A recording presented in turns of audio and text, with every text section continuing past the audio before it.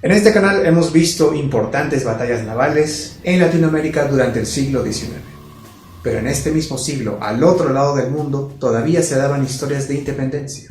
Y es en la Tercera Guerra de Independencia de Italia, contra el Imperio Austriaco, que se desata la primera gran batalla naval entre buques a vapor y blindados. La batalla de Lissa. Austria y Prusia entran en guerra, y siendo Prusia un aliado de Italia, este último aprovecha para entrar en el conflicto y recuperar territorios que se encontraban en poder de Austria. La armada italiana frente a la isla de Lissa debía hacer frente a la armada austriaca, que tenía en sus fuerzas 3 divisiones. La primera división tenía a los blindados, siendo el Ferdinand Max su buque insignia al mando del contraalmirante Wilhelm von Tegethoff. La segunda y más poderosa tenía 5 fragatas y el buque de línea Kaiser. La tercera división tenía pequeñas cañoneras y mercantes armados. La armada italiana era superior, con más blindados, además de veleros, pero no estaban preparados para esta batalla. Cancelaron la orden de desembarcar en Lissa y formaron una línea de frente rectilíneo. En la primera división de avance estaban el Príncipe di Carignano, el Castelfidardo y el Arcona, bajo el mando del almirante Vacca. La segunda división en el centro contaba con el Palestro, San Marino y Re d'Italia. En este último estaba el conde Carlo di Persano, comandante líder de la escuadra. La tercera división en la retaguardia se componía del Re di Portogallo, el Maria Pia y el Varese, dirigidos por el capitán Augusto Ribotti. Los veleros iban distribuidos entre las divisiones. Se mantuvo en reserva a la Fondatore, un blindado con torretas giratorias y espolón. Antes de la batalla, Persano decide transferirse a la Fondatore, convirtiéndolo en buque insignia. Al no informar este cambio de último momento, el resto de la flota siguió esperando órdenes del Re d'Italia, y al no llegar la orden a la primera división, esta se adelantó dejando una brecha en la línea italiana. Genera toda una confusión. A las 10 en punto, el almirante Tegethoff divisó la brecha y se concentró en un ataque a corta distancia. Los austriacos avanzan, y la división italiana de Vacca los recibe con un fuego intenso. Los austriacos apenas pudieron contestar el ataque. Y con el contratiempo de Persano no consiguió dar la orden a las demás divisiones, por lo que no se unieron al combate. Cuando los austriacos cruzaron la brecha, sufrieron serios daños pero ninguna pérdida. El Drache pierde su palo mayor en este encuentro, y su capitán von Moll muere, siendo sucedido por Karl Weiprecht, quien decide devolver el barco a la línea de combate.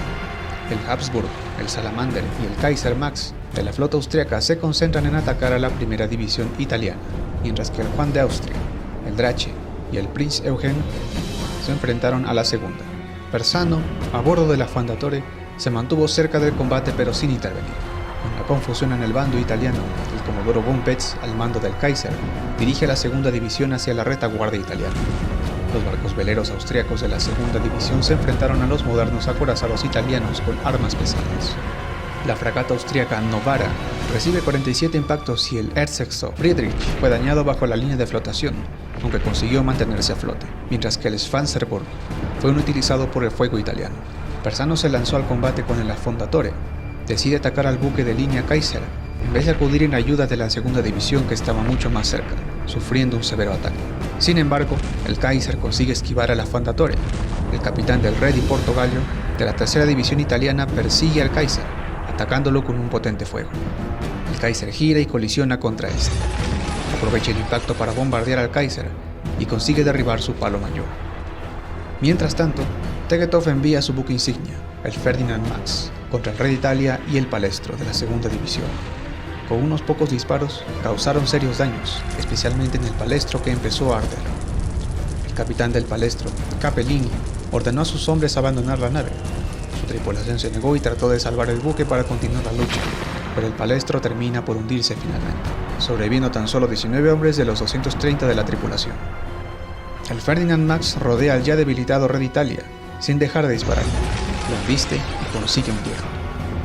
El Ferdinand Max se retira por los daños que tenía tras llevar a cabo 3 combates, pero el Ancona le cerró el paso. Los italianos podían haber destruido completamente al buque insignia austriaco, pero olvidaron introducir las balas y en los cañones solo había pólvora. El Fondatore intentaba embestir nuevamente al Kaiser, pero falla. Consigue acertar un tiro que mata a 20 tripulantes, y el Kaiser en respuesta dispara e incendia la cubierta de la Fondatore. Una de sus torretas además quedó averiada por el ataque. Persano deseaba continuar la lucha, pero al ver que solo un acorazado le seguía, ordenó la retirada. Esto más con la desmoralización de perder a 2 acorazados. Persano volvió a su base de Ancona y anunció un triunfo a sus superiores, causando una gran celebración hasta que se hizo público el auténtico resultado de la batalla y la pérdida de 2 buques. Persano fue juzgado y poco después resultó expulsado de la Regia Marina. Tegetov volvió a su base de Trieste como un héroe tras obtener un triunfo en inferioridad numérica. Fue ascendido a vicealmirante y se convirtió en uno de los mayores comandantes navales de la historia austriaca. Si bien la victoria austriaca en el frente naval fue rotunda, el resultado total de la guerra se vio definida en tierra, con la victoria prusiana en Königgrätz. Austria es derrotada por Prusia y acepta ceder Venecia a Francia, que a su vez le cedió Italia pese a las derrotas de este país. Curiosamente, en el año 2018, unos buzos encontraron los restos del hundido buque italiano Re Italia y en él una misteriosa caja fuerte. Según una leyenda, el Red Italia llevaba oro para costear gastos para el gobierno italiano provisorio de Dalmacia, en el caso de una victoria en esta tercera guerra de independencia. Si los exploradores y cazadores de tesoros están en lo cierto y contuviera centenares de monedas de oro, equivalentes hoy a decenas de millones de euros, le correspondería una recompensa del 10% al equipo de Marovic, el explorador del hallazgo. El 90% restante le pertenece al Ministerio de Bienes Culturales de Croacia. Desde entonces, no se volvió a tener mayor detalle del hallazgo, por lo que queda como incógnita saber qué era lo que contenía el dichoso tesoro. Muchas gracias por ver este video. Si te gustó, dale a like y comparte este material para conocer más sobre nuestra historia y no estemos condenados a repetirla. Si deseas apoyar al canal, puedes hacerlo a través de Patreon o a esta cuenta desde un sol. Si no pudieras por estos medios, con compartir los videos e invitar a la gente a suscribirse, apoyarás mucho también. En mis redes sociales encontrarás más material diverso, entre todos ellos las baterías de la Guerra del Pacífico en la plataforma 3D Export. Muchísimas gracias, hasta el próximo video.